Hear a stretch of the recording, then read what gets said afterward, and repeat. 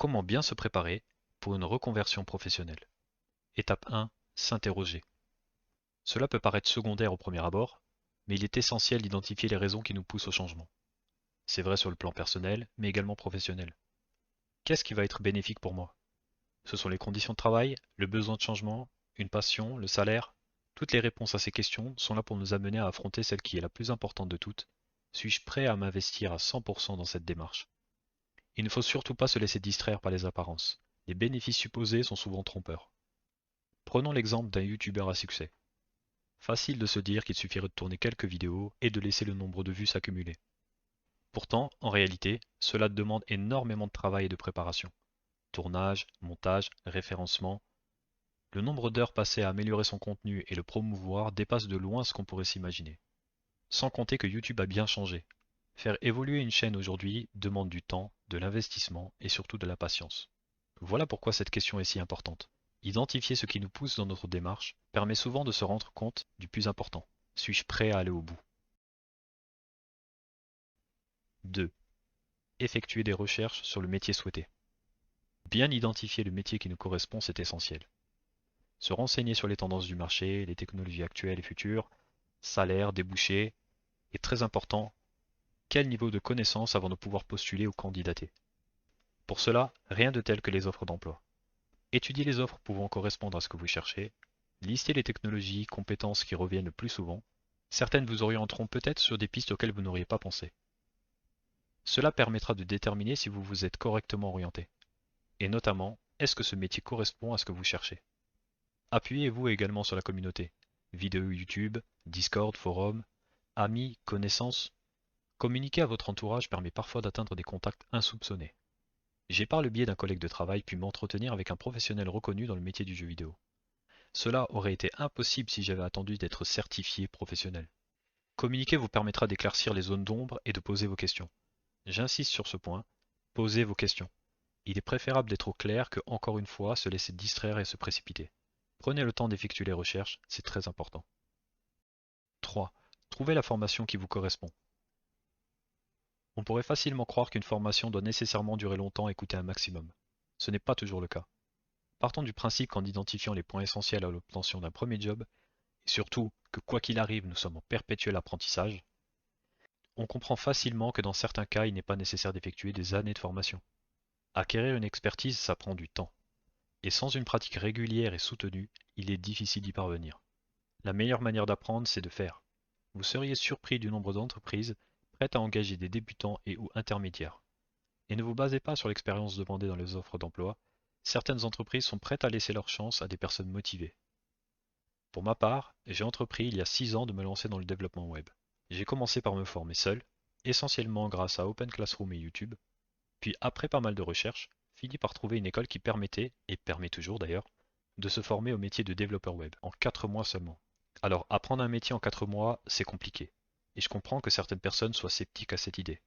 Néanmoins, dans ma situation, c'était la seule option qui me permettait d'acquérir les connaissances de base et d'approfondir les sujets connus rapidement. J'ai grâce à cette formation pu être en contact avec des personnes de tout horizon professionnel, jeunes, en reconversion, en approfondissement et même raccourci. En effet, certaines personnes font la démarche d'une formation uniquement afin d'obtenir le titre décerné. Cela afin d'accéder à des cursus nécessitant un bagage scolaire minimum. Exemple, école d'ingénieur. En résumé, trouvez une formation qui correspond aux besoins que vous avez identifiés. Renseignez-vous sur les organismes et les cursus qu'ils proposent. J'ai personnellement lu et entendu certaines choses qui m'ont refroidi. Mais ayant conscience que ceci ne serait qu'une étape, cela m'a grandement facilité dans mon choix et devinez quoi? Je ne le regrette absolument pas. Pesez le pour et le contre. Mais surtout, une fois lancé, allez-y à fond. J'ai également rencontré des professionnels du métier et obtenu mes premières missions grâce à cet organisme. Pour ce genre de formation, certaines subventions existent. État, région, Pôle emploi. Renseignez-vous, cela pourrait vous être utile. Les budgets sont généralement établis en début de chaque année, alors ne loupez pas une opportunité. 4. Préparez-vous. N'attendez pas d'être en formation pour vous reposer sur celle-ci. Démarrez votre apprentissage en amont. Certaines personnes sont arrivées en se disant qu'elles apprendraient sur le tas. La réalité est qu'elles n'ont pas réussi à suivre le rythme intense, et qu'elles ont par la suite remis en question le cursus en entier. Pour ma part, j'ai dû préparer deux choses. Prendre des boulots alimentaires, intérim, CDD, afin de mettre un peu de côté et surtout accumuler suffisamment de chômage pour la durée de la formation. Je possédais déjà suffisamment de droits, mais je savais que 4 mois ne suffiraient pas. Et j'ai eu raison. Je n'ai obtenu ma première mission que 5 mois après la formation. Deuxième chose, prendre un maximum d'avance. Apprendre, pratiquer, tester, expérimenter. En arrivant, je pensais être largement en avance. Finalement, il s'est avéré que certaines choses étaient beaucoup plus compliquées que prévu. Je me formais avant et après les cours, et cela m'a permis de suivre la cadence. Rien ne vaut une bonne préparation. Basez-vous sur le sommaire de la formation. Listez les points que vous aimeriez aborder avant de débuter cette formation et commencez votre apprentissage. S'y prendre en avance permet d'aborder les cours avec plus de sérénité et laisse également la place pour approfondir certains sujets. Nous avons tous besoin d'un temps d'adaptation. Ce qui est fait aujourd'hui ne sera pas à faire demain, et plutôt que de tenter de tisser des liens neuronaux pendant les cours, profitez de ces occasions-là pour approfondir les sujets. C'est une excellente opportunité d'apprendre un maximum. Bonus. Les 4 sujets suivants pourraient vous être très utiles. Bonus numéro 1. Les offres d'emploi bidons. On peut vite finir par douter quand on voit les 4900 technos mentionnés sur une offre d'emploi. Cherche développeur junior, expérience demandée 10 ans. Disponible de suite bien entendu. En réalité, ces entreprises recherchent l'expert au tarif du débutant. Ils n'ont pas l'intention de recruter un véritable junior. Et les quelques personnes assimilées juniors qui pourraient correspondre à ce genre de critères n'ont pas suffisamment d'expérience pour se rendre compte que le projet en question va leur mettre une pression énorme. Ils n'attendent qu'une chose, le rendement à bas prix. Ne vous fiez pas systématiquement aux offres, certaines ne sont tout simplement pas réalistes. Bonus numéro 2, le syndrome de l'imposteur. C'est une réalité qui n'est pas évidente à gérer pour tout le monde, et il est difficile de connaître sa valeur, surtout quand on débute. C'est un piège qu'il faut à tout prix éviter. Les comparaisons, les raccourcis, toutes ces réflexions qui ne mènent qu'à vous dévaloriser. Pour cela, je vous dirais que même les plus grands experts au monde ont débuté par quelque chose. Faites votre bout de chemin, avancez étape par étape, et je suis convaincu que vous y parviendrez. Ne laissez pas les mauvaises questions et mauvaises autocritiques vous dévier de votre objectif. Même sans se sentir légitime, allez-y. C'est en forgeant qu'on devient forgeron. Bonus numéro 3.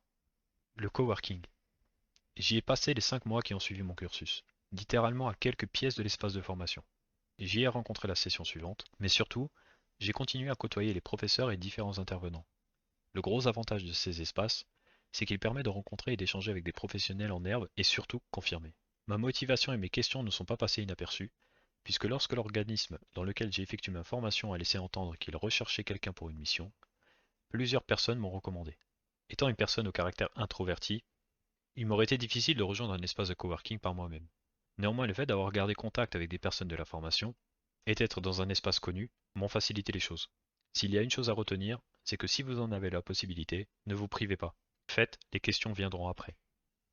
Bonus numéro 4, l'humilité. Aucune honte à ne pas connaître ou à ne pas savoir. On est là pour apprendre, on est là pour évoluer, et évoluer c'est avancer. Soyez en accord avec le fait de ne pas savoir, mais surtout, soyez curieux, posez des questions, informez-vous. Cherchez au travers de vos questions la manière de vous améliorer. On apprend toujours beaucoup plus à travers les autres qu'en se posant la question à soi-même. Pour finir, je vous dirai, qui ne tente rien n'a rien. Posez-vous les bonnes questions et lorsque l'occasion se présente, lancez-vous. Regardez devant vous et tenez bon. La réussite sourit aux audacieux, mais également aux plus déterminés d'entre nous. J'aimerais remercier la communauté Discord avec qui nous avons échangé sur le sujet. Beaucoup de remarques, de constats et de partages d'expériences. Cela m'a conforté dans mon idée de l'utilité d'une telle vidéo. Si vous aussi vous souhaitez échanger sur votre parcours ou tout simplement suivre les nouveautés de la chaîne, rejoignez notre Discord, le lien est en description. Je vous remercie et je vous dis à très bientôt dans une prochaine vidéo.